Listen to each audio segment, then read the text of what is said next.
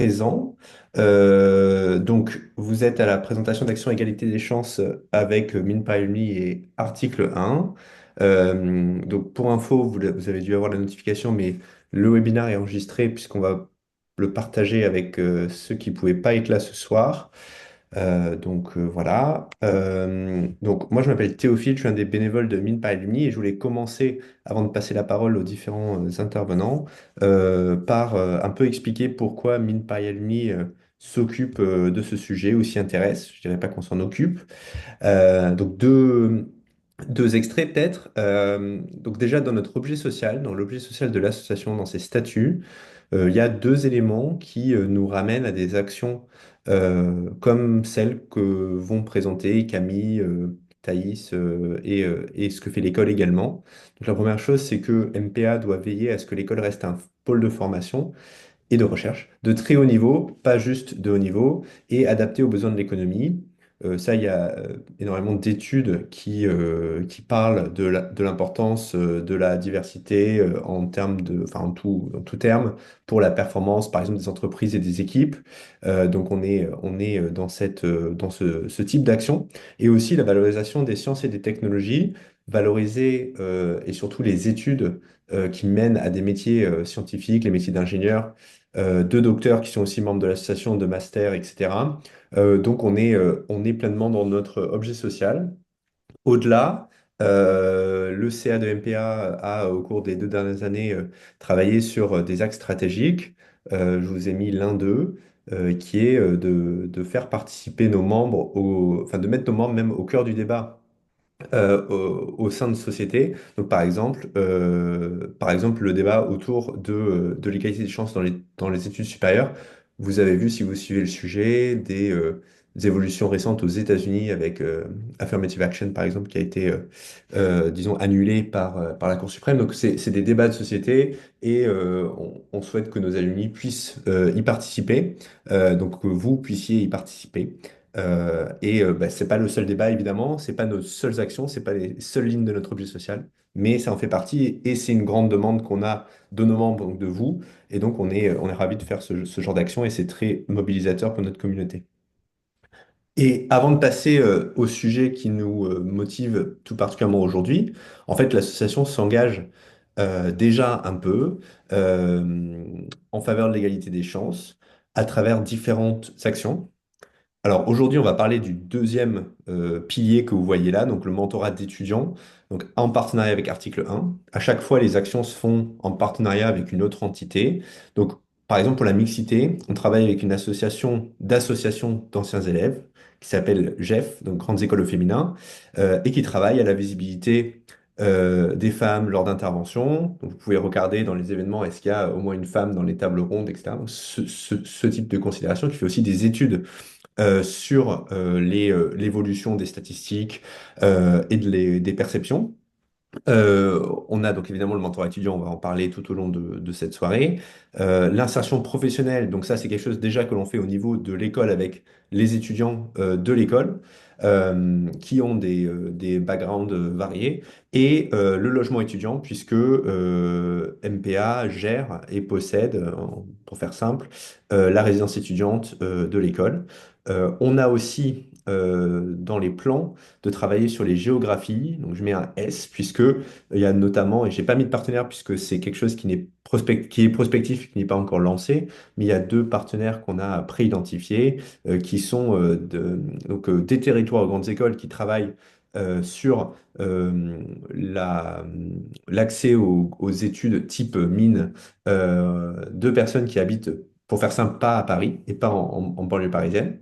Donc pour ceux qui étaient à l'école il y a quelques années, les statistiques sont à peu près les mêmes, voire se sont empirées d'un point de vue territorial. Donc énormément de personnes ont fait leurs études préparatoires, par exemple, dans une prépa parisienne ou versaillaise, disons. Et une deuxième qui est banlieue school, donc qui travaille là plutôt avec les banlieues de région parisienne. Alors, je m'arrête là. On va parler aujourd'hui donc du second pilier, mentorat étudiant, avec article 1 qu'on est ravi d'accueillir. Et pour vous donner un peu une idée de l'ordre du jour, on va d'abord parler des actions de l'école et au-delà de l'école, d'une association d'étudiants qui s'appelle Cahiers Verts. Donc, Camille est là pour représenter l'association. Et ensuite, on passera à article 1. Et ensuite, on aura une table ronde avec Eric et François, qui sont deux alumni, qui témoigneront de leur expérience en tant que mentor. Et puis, Hélène aura le dernier mot. Hélène Hughes, donc P81, qui s'occupe de ces sujets-là au niveau du conseil d'administration de MPA. Alors, avec cela, je passe la parole à Swazig si elle est arrivée. Swazig, est-ce que tu es là? Non, ok. Alors, Camille, je vais te passer la parole. Je pense que tu peux aussi peut-être dire quelques mots sur vos collaborations avec l'école et, et tu pourras remplacer Swazig. Ok. J'avais une présentation, je ne sais pas si ça vous intéresse. Ton micro est coupé. Mon micro est coupé, mais tu peux y aller, pardon. Ok. Alors,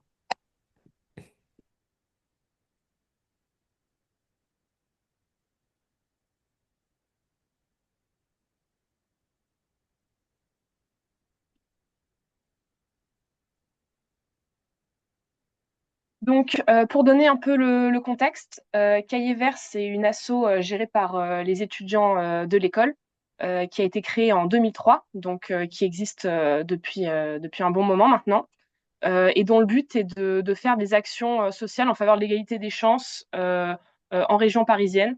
Et on intervient du collège à la prépa. Et c'est entièrement basé sur le bénévolat des mineurs, avec bien sûr une aide de la direction des études qui nous finance entièrement, notamment en récupérant pour nous des subventions de la part des collectivités locales et qui valorise dans une certaine mesure notre engagement. Donc, l'asso, elle est divisée en six pôles. Un pôle au collège, que je vais détailler les actions un peu plus tard.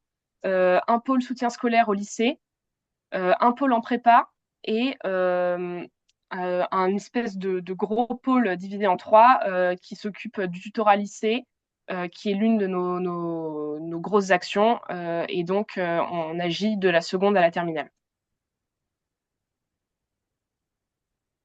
Alors pour commencer, le pôle média, c'est notre première interaction avec les élèves. Ça commence au collège et l'intérêt, c'est de susciter l'intérêt pour les sciences et surtout pour les études supérieures auprès de collégiens qui viennent de milieux dans lesquels on leur parle pas vraiment de ce genre de choses. Là, on a sur la carte nos quatre collèges dans lesquels on intervient. Et donc, nos actions sont en deux parties. On a tout d'abord des présentations orientation pour les quatrièmes. Donc, le but, c'est de leur présenter un peu l'architecture des études supérieures pour leur donner envie de rêver grand et de poursuivre dans les études. Et on fait ensuite des ateliers de médiation scientifique, plutôt à destination des troisièmes. Des ateliers de construction de robots. Cette année, on va essayer de lancer des ateliers de les sciences pour quoi faire. J'ai pas encore de retour là-dessus, mais on espère que ça va bien fonctionner. Et l'année se termine par une journée femmes et sciences à l'école des mines, où le but, c'est de montrer que les femmes aussi peuvent réussir dans les sciences. C'est l'un des grands objectifs du pôle collège, c'est aussi de faire l'égalité des chances en termes de diversité sociale, mais aussi d'égalité des genres. Ensuite, on passe au pôle lycée. On a un partenariat avec trois lycées. Le lycée Bergson n'est plus notre partenaire. Et le but, c'est d'accompagner des lycéens de la seconde à la terminale euh, en leur proposant une ouverture culturelle et scientifique. Alors, l'objectif du pôle, c'est pas de faire du soutien académique, comme c'est le cas de beaucoup de cordées de grandes écoles. Nous, notre but, c'est vraiment d'offrir une ouverture culturelle et scientifique parce qu'on a remarqué que ce qui manquait souvent aux jeunes de ce genre de milieu, c'était des connaissances de ce type et aussi une ouverture d'esprit qui leur permette de rêver de plein de choses pour leur avenir et de se permettre de rêver grand. Et donc, le but, c'est de les accompagner pendant ces 3 années en leur faisant faire des sorties quasiment une fois toutes les 2 semaines en période scolaire pour les accompagner et les aider à se développer sur des plans qu'ils n'auraient pas habituellement. Donc, par exemple, on les emmène au théâtre, on les emmène à la Cité des Sciences. Cette année, on va emmener les premières à l'Assemblée nationale, les terminales au Sénat. Voilà. Et donc, euh, moi, je trouve que c'est quand même un beau dispositif parce qu'on peut vraiment accompagner les élèves sur 3 ans, donc avoir un véritable impact.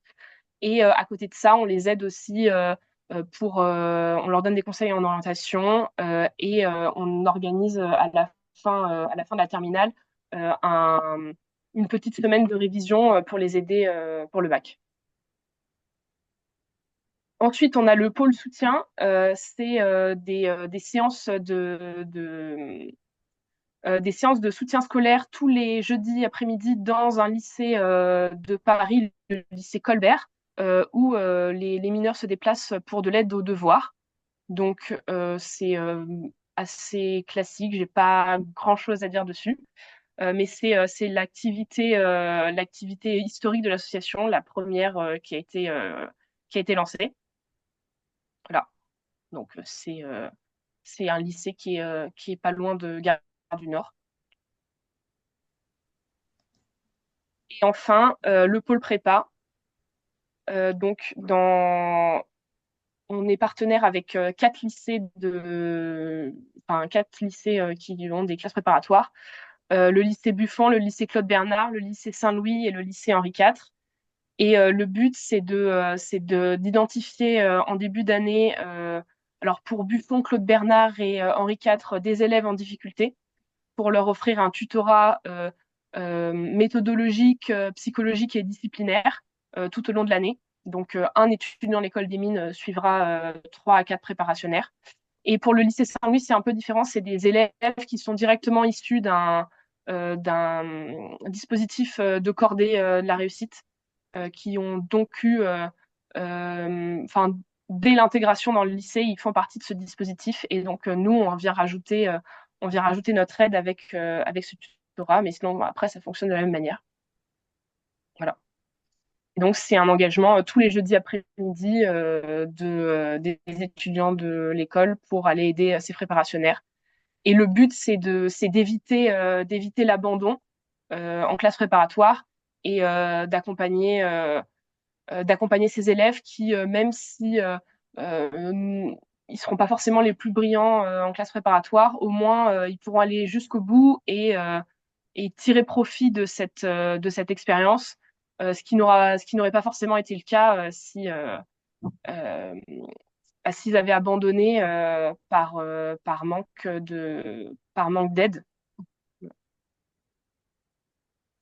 Et donc, au final, pour revenir un peu en gros sur l'association, Cahiers Vert, c'est 4 collèges, cinq lycées et 4 prépas qui sont suivis. Merci, merci de votre attention. Je ne sais pas si c'était suffisamment clair ou...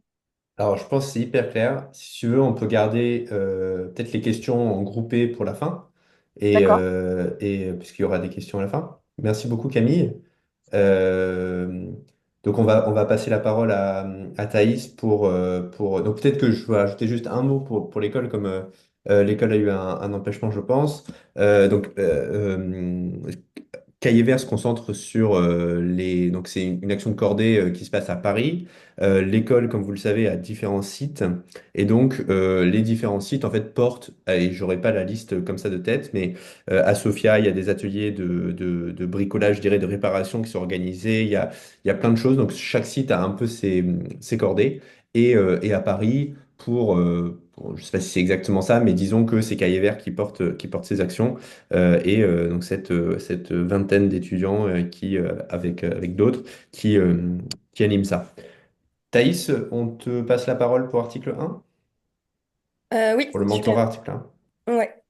Du coup, je vais passer. J'avais un PowerPoint. Hop. Alors. Super. Alors ça charge. Et du coup, il est 18h20. On veut laisser un peu de place pour la table ronde et les questions. Donc si tu peux voilà, terminer vers 40 ou un Ouais, peu plus, pas de c'est souci. parfait. Ouais, pas de Super, souci, pas de parfait. souci. Je vais faire rapide.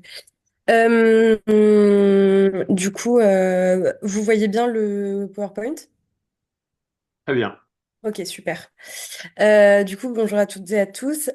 Aujourd'hui, du coup, je vais vous présenter l'association Article 1 et notamment le mentorat.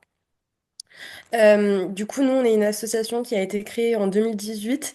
On vient d'une fusion entre deux anciennes associations, Fratelli et Passeport Avenir. On est une association du coup d'égalité des chances qui aidons du coup les lycéens, également les étudiants dans leur insertion, soit post-bac, soit dans leur insertion professionnelle. Donc, on a trois types de programmes. On a le premier programme qui s'appelle Inspire, du coup, qui est un programme pour les lycéens qui permet du coup à ces lycéens de les aider dans leur choix post-bac. On a un autre programme du coup qui s'appelle demain.org pour la réussite des études supérieures et également pour l'insertion professionnelle avec le mentorat. Et donc, c'est ce qui va nous intéresser aujourd'hui. Et enfin, on a un programme qui s'appelle Job Ready qui est un programme qui permet d'identifier et de développer ces compétences transversales pour ensuite les vendre dans des entretiens. On est une association avec un peu plus de 200 salariés et on est présent du coup dans toute la France. On est une association nationale et on est également présent dans les DROM. Du coup, qu'est-ce que le mentorat chez Article 1? Le mentorat, en fait, chez nous, c'est une mise en relation avec un bénévole, du coup, qui est mentor et qui est issu du monde professionnel. Et on va le mettre en relation avec un étudiant ou une étudiante pour soit ses besoins dans l'insertion professionnelle, soit, du coup, ses besoins dans la réussite de ses études. On travaille avec à peu près 25 000 mentors actuellement et environ 35 000 jeunes. Hop. Du coup, comment ça fonctionne? On a une plateforme qui s'appelle demain.org où du coup les étudiants, donc les mentorés et les mentors, donc les bénévoles, vont s'inscrire. Ils vont devoir du coup lors de l'inscription mettre un maximum d'informations sur leur profil, donc qu'est-ce qu'ils recherchent et qu'est-ce qu'ils ont fait également et comment ils peuvent aider. Le mentoré. Donc le but c'est vraiment de pouvoir matcher au mieux le mentoré. Donc vraiment mettre un maximum d'informations personnelles. Par exemple, bah, si vous avez fait une prépa, si enfin dans quelle entreprise vous êtes, qu'est-ce que vous avez fait comme job, quel âge vous avez, etc. Euh, il y a des très belles histoires qui ont, euh, ont été, enfin, qui se sont faites grâce au mentorat. Et on espère du coup que ça va vous intéresser. La plupart du temps, du coup, nous, on s'est rendu compte qu'il y avait surtout du coup, deux gros besoins d'accompagnement. C'était du coup la réussite des études et l'insertion professionnelle. Mais ça peut être également rester motivé, notamment en prépa, donner de la confiance en soi et par exemple aussi parler anglais. Enfin, ça peut être aussi beaucoup, beaucoup de choses.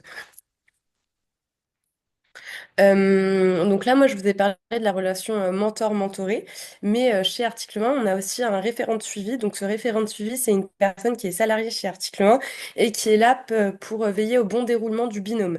C'est-à-dire que on veut être sûr que le mentoré ne vous ghoste pas et inversement, on veut être sûr aussi que vous ne ghostez pas le mentoré ou la mentorée.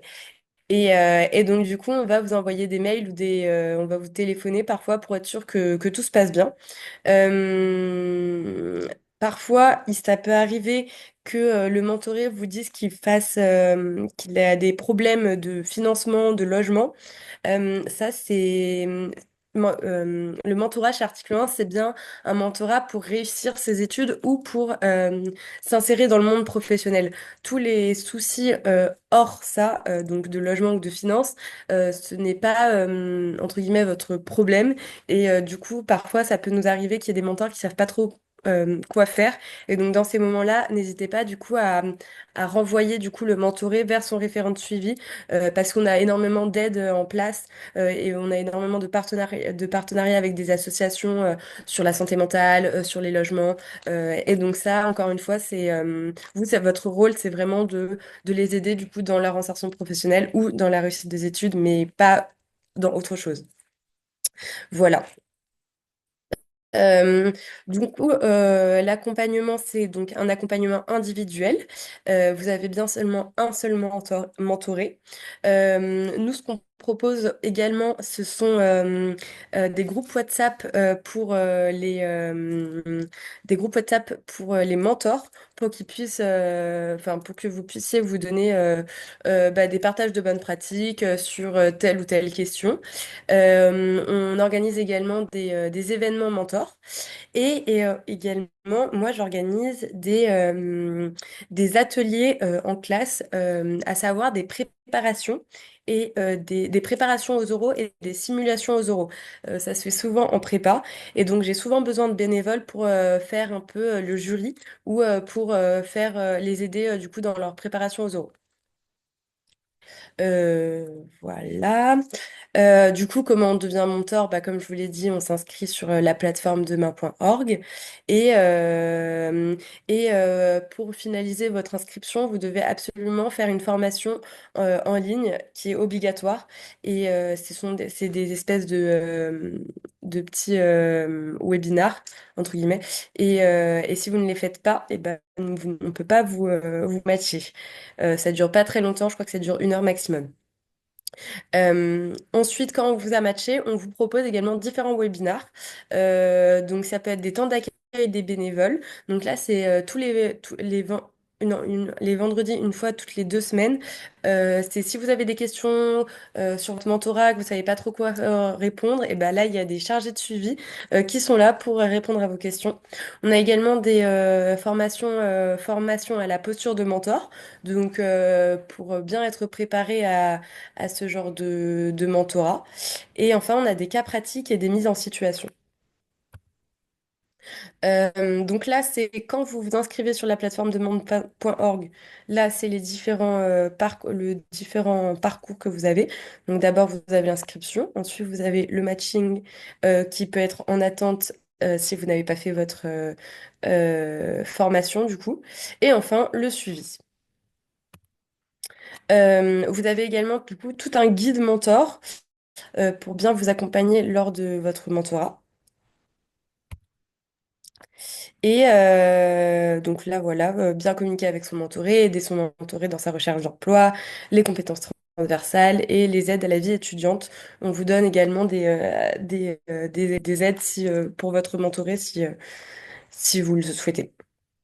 Vous avez également une newsletter, pardon, une mensuelle que j'écris tous les mois, qui sort le premier du mois, avec tous les événements mentors en Île-de-France qui sortent. Voilà, donc là, l'égalité des chances, voilà, donc ça, c'est les différents webinaires que vous pouvez avoir sur l'égalité des chances, euh, le rôle des mentors et l'insertion professionnelle. Les événements, du coup, on propose également des événements. Donc, ça peut être événements des échanges de bonnes pratiques. Donc, ça va être sur place. On peut proposer également des after-work entre mentors encore sur place. Par exemple, ça peut être un événement au QG qui est au Louvre. Et là, c'est encore une fois pour se rencontrer, faire du partage de bonnes pratiques. C'est nous qui payons tout et les newsletters. Ici, du coup, vous avez là, ici, quand vous êtes sur votre profil, vous avez les informations de votre mentoré.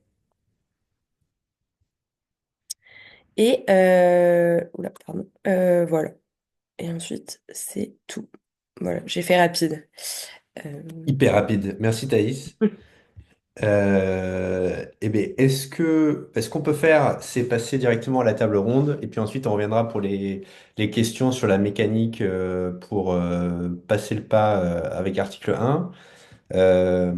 Donc Hélène va animer cette table ronde avec donc Eric qui est connecté, que l'on voit, et François qui je pense est connecté aussi. Voilà, super. Donc je vous laisse, Hélène, je te laisse prendre Oui, la main. oui, très bien. Super. Bonsoir. Donc, je me présente. Moi, je suis donc Hélène Giuse. Je suis également mentor à article 1 et au sein du conseil, je suis administratrice de Mine Paris Alumni et très motivée par l'égalité des chances, hein, que ce soit l'égalité homme-femme, mais aussi surtout l'égalité sociale et géographique, qui, comme l'a dit Théophile, ne s'améliore pas forcément depuis un certain nombre d'années, d'où notre volonté d'engager des actions. Donc cette table ronde, elle va consister à faire témoigner deux mentors euh, qui sont des anciens élèves de l'école. Et la première question que j'aimerais leur poser, c'est qu'est-ce que vous pensez avoir apporté aux jeunes, aux étudiants ou à l'étudiant que vous avez mentoré? Peut-être commencer par Eric, si... Oui, ben bon, vous m'entendez? Bonsoir à tous. Oui, oui, on vous entend très bien. Juste deux secondes pour me présenter. Effectivement, moi, je suis un ancien élève, très vieux ancien élève de l'école, donc 4 promo 93. Et je suis assez actif dans le mentorat. Alors, avec article 1 à travers les mines, avec article 1 sans les mines. Et puis, avec aussi la Fondation Georges Best, dont je suis membre du jury et j'accompagne un certain nombre de lauréats post admission dans la Fondation. Alors,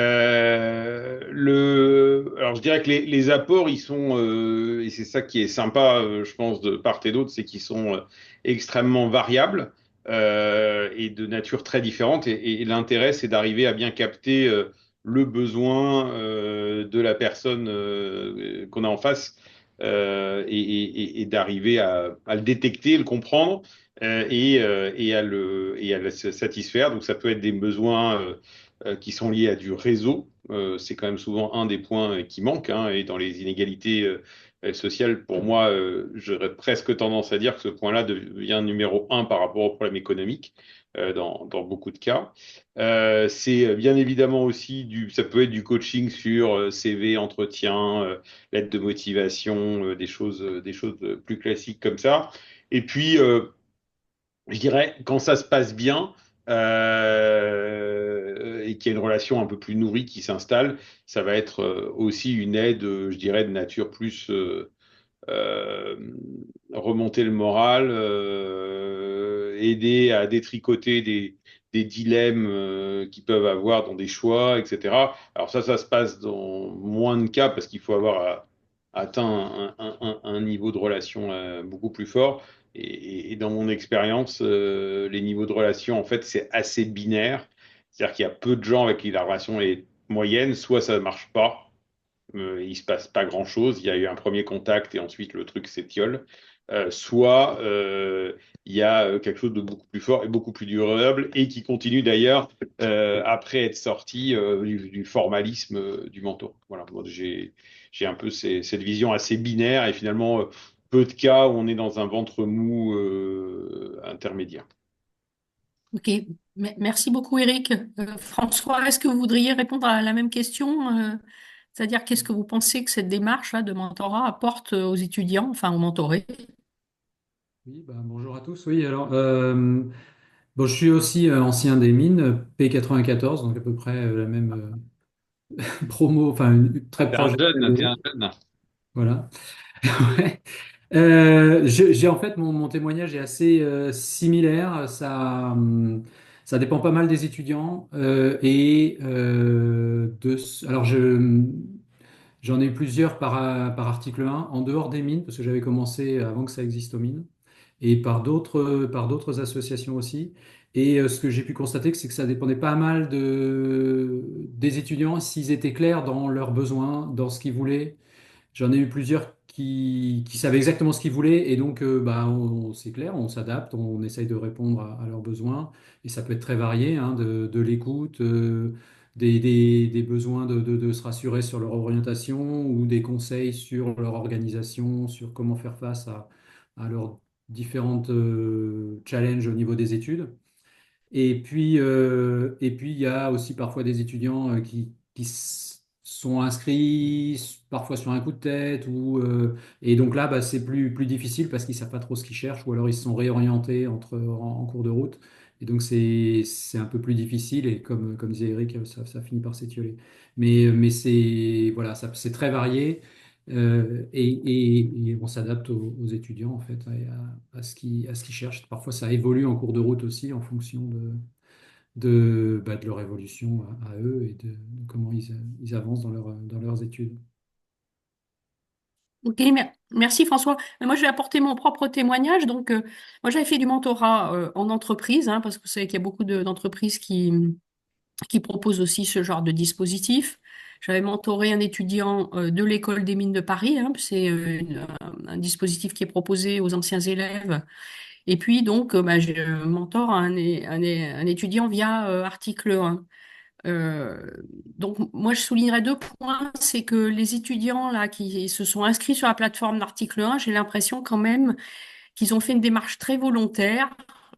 Personne ne les a vraiment influencés pour se mettre dans le programme, hein, par définition. Donc, déjà, quand un étudiant, un jeune, analyse qu'il a besoin d'aide, je pense que c'est déjà un premier pas. Et donc, c'est quand même une bonne base pour avoir une bonne relation constructive, hein, ce qui est peut-être moins le cas dans les entreprises, par exemple. Bon, vous dites, vous allez être mentoré par un chef. Bon, voilà, les gens, je considère qu'ils n'ont pas trop le choix. Donc ça, c'est mon premier témoignage. Et le deuxième, c'est que moi, j'étais étonnée finalement du retour qui m'était fait que notre relation apportait beaucoup de choses à l'étudiant, alors que j'avais l'impression, moi, de ne pas faire peut-être des choses extraordinaires. J'ai pas apporté des tas de réseaux, de stages, etc. Mais déjà d'écouter, de démêler, d'avoir quand même bon, des bons réflexes professionnels, ça apporte beaucoup. Donc c'est un message pour tous les gens qui se posent la question en disant, mais qu'est-ce que je pourrais apporter à un étudiant? Eh ben, si vous vous engagez personnellement et bon, compte tenu du fait que vous êtes quand même en tant qu'ancien élève, un professionnel, euh, vous allez être étonné de ce que vous pouvez apporter, je pense, aux étudiants. Voilà pour mon témoignage. Alors, la deuxième question, c'était, et vous, qu'est-ce que ça vous a apporté ou est-ce que ça vous a changé? Est-ce que ça vous a appris des choses d'être dans cette situation de mentor? Eric, vous pouvez peut-être répondre à cette question. Tu veux peut-être commencer, François, cette fois-ci, pour pas que... Ah, voilà, d'accord. Oui, oui, y a pas de problème. Je peux. Bah, une première chose, c'est une découverte de réalité parfois que j'imaginais pas. Parce que, bah, comme vous le dites, la diversité d'entrée géographique ou sociale aux mines est pas énorme. Donc on n'a pas obligatoirement été confronté à beaucoup de choses. Et à ce niveau-là, moi j'ai eu des étudiants assez variés, mais venant aussi de domaines, enfin de milieux différents. Et donc bah, rien que découvrir, les écouter, comprendre un peu leurs problématiques et pour pouvoir les aider et les aider à réfléchir, rien que ça, c'est très riche. Et puis ensuite, même si des fois on a l'impression de pas être utile, quand ils nous disent bah, merci beaucoup et qu'ils sont contents de la relation, bah, on se sent utile et ça fait plaisir d'avoir apporté quelque chose à un étudiant. Voilà. Ok, merci François. Eric, vous voulez rebondir ou compléter ou... Moi, je dirais que le truc de base, hein, c'est à peu près la base de toute relation humaine qui rentre un petit peu plus en profondeur, hein, qui n'est pas superficielle ou codifiée. Et donc, bah, voilà, c'est une rencontre. Une rencontre, c'est un échange. Et donc, par définition, il y a des flux dans les deux sens. Je pense que ça, moi, le fait de les aider à cheminer et de voir le résultat, il y a toujours une forme de plaisir, hein, et à voir des gens qui arrivent à trouver leur voie, arrivent à être dans des situations de succès, à atteindre des objectifs qui s'étaient fixés. Enfin, moi, en tout cas, il y a un côté assez satisfaisant. Et puis, bah, effectivement, ça permet aussi de se rappeler, de garder les pieds sur terre pour moi, pour mes enfants, sur la chance qu'on a eue ou qu'on a d'être dans un parcours qui était plus simple. Et aussi, c'est toujours un gros sujet de débat avec eux et qui les choque parfois quand je leur dis ça, mais en rappelant que ça m'a aussi fait prendre conscience que quand moi je recrute des stagiaires, des étudiants, à point de sortie équivalent. Alors, on va prendre des deux étudiants qui sortent des mines ou peu importe le nom de l'école, quelqu'un qui va avoir eu un parcours plus chaotique, moins linéaire, qui aura eu besoin de cet accompagnement, etc., parce qu'il vient d'un milieu moins favorisé, etc. Moi, je suis devenu de plus en plus convaincu par le mentorat que c'est des profils qui sont plus riches que le profil qui sort de la même école, comme je l'étais moi, avec un profil finalement assez linéaire et avec un niveau de vécu, un niveau de choix personnel enfin, que les uns ont été amenés à faire, que les autres ont moins été amenés à faire, et qui rend leur personnalité et leur talent souvent meilleurs. C'est souvent une question de débat, puisque une partie des mentees il y a quand même souvent un gros problème de confiance en soi ou de syndrome de l'imposteur. Et quand on a ces discussions-là, c'est toujours marrant parce que bien évidemment, ils me croient pas du tout quand je le dis, mais c'est pourtant un truc que j'applique dans mon quotidien. Oui, merci de ce témoignage, Eric. Oui, je pense que c'est un point auquel on n'aurait peut-être pas pensé, mais d'avoir un autre regard sur des candidats qui ont des parcours moins linéaires. Alors, je vais apporter mon propre témoignage. Moi, c'est, même si j'ai moins d'expérience que vous, c'est effectivement de se sentir utile parce que face à cette question, en disant, bon, bah, l'ascenseur social est en panne en France, que peut-on faire? Bon, c'est quand même difficile de changer la société, même si MPA s'engage, comme vous l'avez vu. Donc, si on réussit quelque chose avec quelqu'un, bah, c'est déjà une satisfaction considérable. Moi, il se trouve que l'étudiant que je suis, on a fait une première année, et puis en deuxième année, je lui dis, oh, je pense que ça doit aller.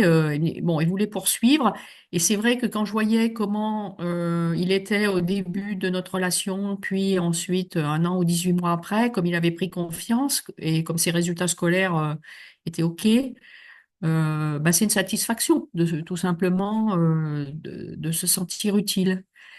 Et pour revenir sur, ça rebondit un peu sur ce qu'a dit François et Eric aussi. Bon, c'est un étudiant qui a pas beaucoup, étranger, là, qui a pas beaucoup de moyens financiers, hein. Quand je vois finalement comment il arrive à se consacrer à ses études avec des ressources financières très très limitées, quoi. En plus, bon, je vais pas rentrer dans les détails, mais il avait une dette à rembourser. Enfin bon, donc c'est quand même ça permet de voir la société telle qu'elle est, hein. C'est ce que François a dit, hein, de prendre conscience de certaines réalités sociales.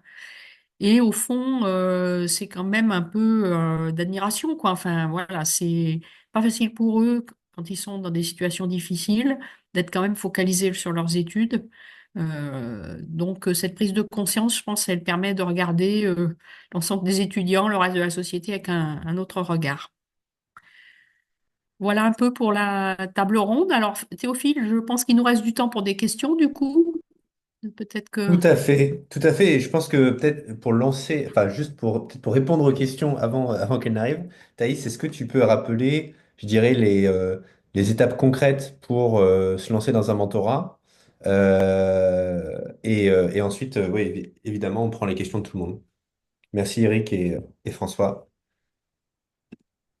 Oui, alors du coup, il faut s'inscrire sur la plateforme demain.org. Je vous enverrai de toute façon le PowerPoint. Ensuite, donc, lors de votre inscription, vous mettez ce que vous avez fait comme étude, dans quelle entreprise vous êtes et les différents postes que vous avez occupés. Suite à cette inscription, du coup, vous allez devoir suivre pardon, une rapide formation de mentor. Et ensuite, du coup, vous pourrez être matché du coup avec un ou une mentorée. Super, ok, parfait. Donc, s'inscrire sur demain.org et puis tu nous enverras le PowerPoint, on le circulera comme ça, tout le monde aura les éléments. C'est ça. Est-ce que, super, est-ce que parmi les participants, il y a des questions sur comment ça fonctionne, des questions pour Eric et François, des questions pour Camille de Cahier Vert?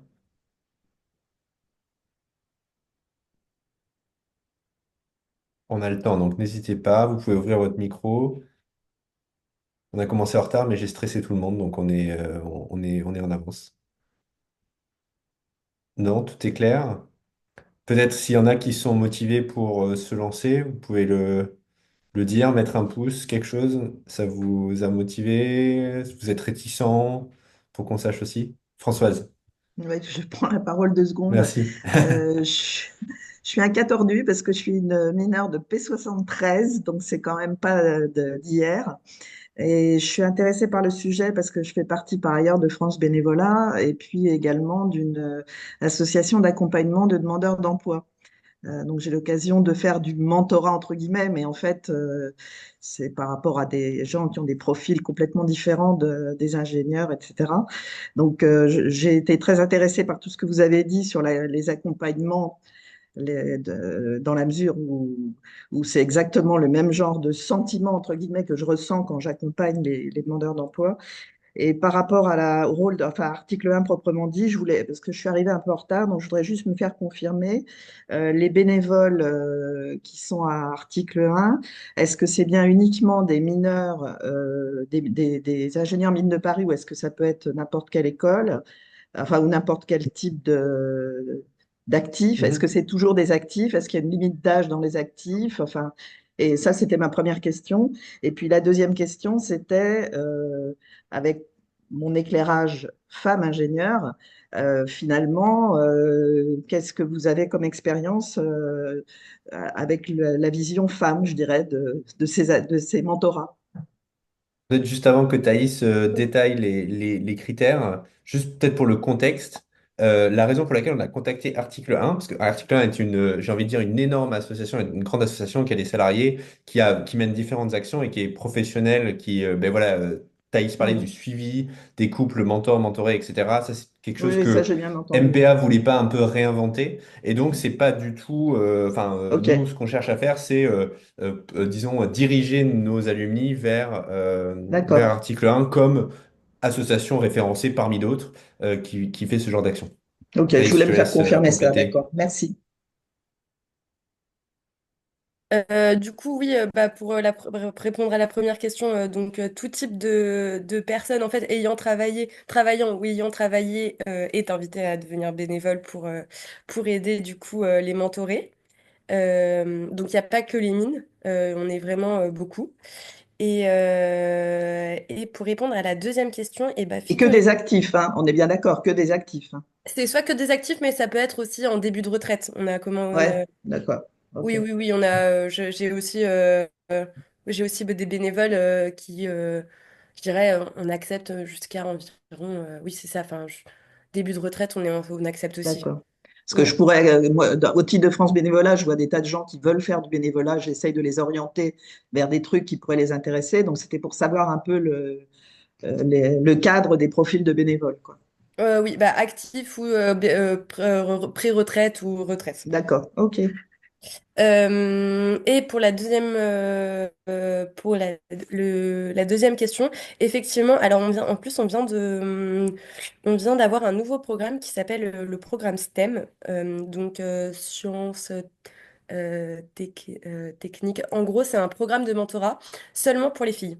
Parce qu'on s'est rendu compte du coup que de mentorat pardon dans les filières scientifiques seulement pour les filles parce qu'on s'est rendu D'accord. compte que bah voilà on le sait tous dans ces filières-là il y a très peu de filles et du coup on a décidé je crois que c'est un programme qui a été mis en place par Amazon, enfin qui est financé par Amazon.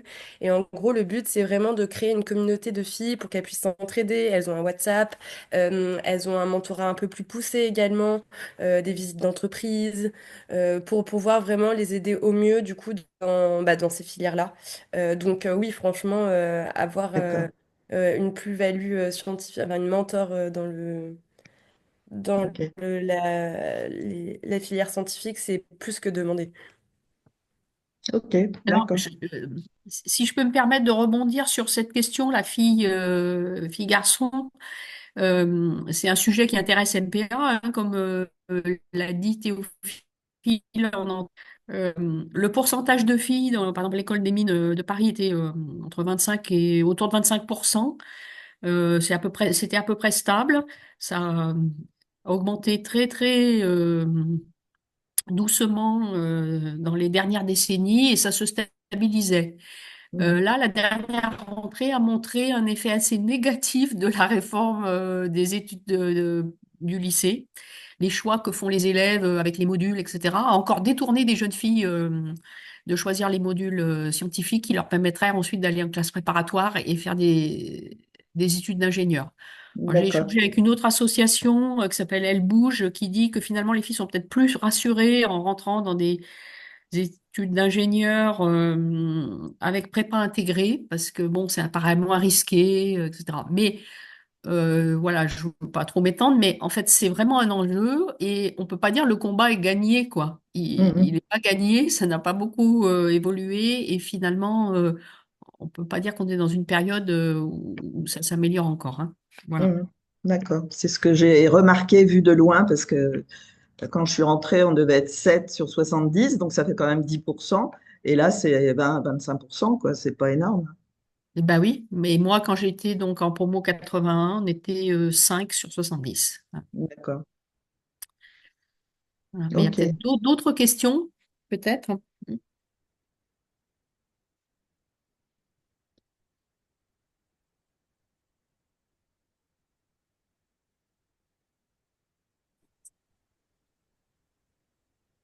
Ah, il y a quelqu'un qui a allumé sa caméra qui veut peut-être poser une question. Oui, oui, bonsoir. D'abord, merci pour toutes ces explications et témoignages. Et donc, si j'ai bien compris, donc moi, je m'appelle Philippe, je suis promotion 88. J'ai une carrière dans le BTP, toute taille d'entreprise. Je travaille chez Bouygues et Vinci, donc grand groupe, entreprise de taille intermédiaire, PME. Et puis là, depuis un an, je me suis associé pour être, je dirais un peu, enfin, entre guillemets, à mon compte avec un copain et on gère une petite boîte d'ingénierie. Et donc, je suis très intéressé par le troisième volet de ce qui a été montré en mentorat, qui est aider à trouver un job, au sens effectivement CV, se présenter, entretien, éventuellement réseau, etc. Et si j'ai bien écouté, donc il faut aller sur la plateforme demain.org, c'est ça? Oui, c'est ça, exactement. Et suivre une formation en ligne et ensuite, C'est euh, ça. S'inscrire et il y aura une rapide formation sous forme de webinar. En fait, c'est des petites vidéos de 15 minutes. Je crois qu'il y en a 5, mais pas sûr, je me souviens plus. Et après, c'est bon, on peut vous matcher avec du coup un mentoré, très un bien. étudiant. Et ben c'est parfait, je sais ce que j'ai à faire alors. Voilà. Merci. Je vais libérer le micro et la Mm. caméra. Merci à toi. J'avais une question complémentaire. Quel est l'engagement, entre guillemets, en fréquence de rencontre et en durée? Oui, effectivement, très bonne question parce que j'ai oublié de le dire.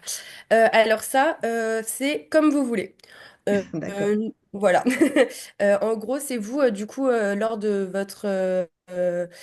du premier appel ou premier mail ou premier message, je sais pas, avec le mentoré, vous allez voir les besoins, du coup, qui sont présents et vous allez mettre en place, du coup, euh, le nombre de fois que vous voulez vous contacter. Mais franchement, nous, on regarde pas. C'est vraiment au besoin du mentoré et de vous aussi, combien de temps vous avez devant vous. Donc franchement, nous, on préconise 3 heures par mois. Mais honnêtement, ça peut être 1 heure toutes les semaines, ça peut être 1 heure toutes les 2 semaines. C'est vraiment au bon vouloir et aux besoins des mentorés et de vous. D'accord, merci.